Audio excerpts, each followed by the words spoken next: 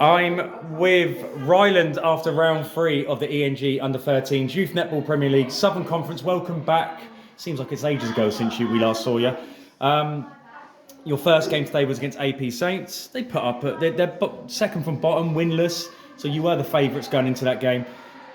Initially, it was relatively close, but then you went through the gears and you went on to win the game quite comfortably. Again, in terms of match play, why was that? What do you reckon you did better compared to AP Saints?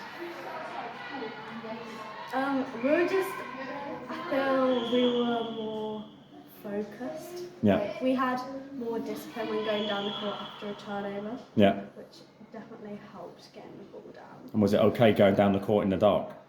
Yeah.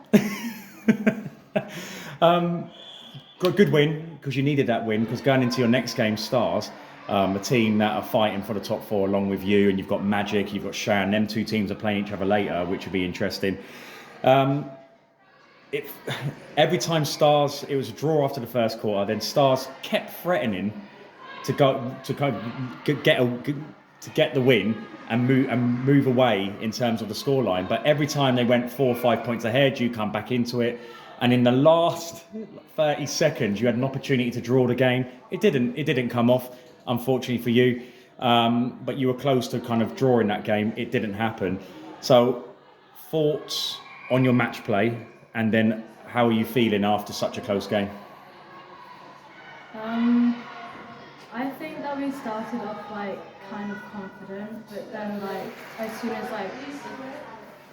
a decision got made that we didn't really agree with, I think that's when our heads got that's when we put our heads down, and then we let them sort of beat us. Yeah. So certain decisions weren't going your way. In what part of the court? Probably the attack. And then you just kind of let it get to you. Yeah. So we've all been there. Do you feel if you were to play that game again, it's a game you're still confident you could win? Yes. Yeah. Thoughts on that final phase of play? I know it's hard to go back over, but it was exciting for everyone to watch. What are your thoughts on that last little bit there?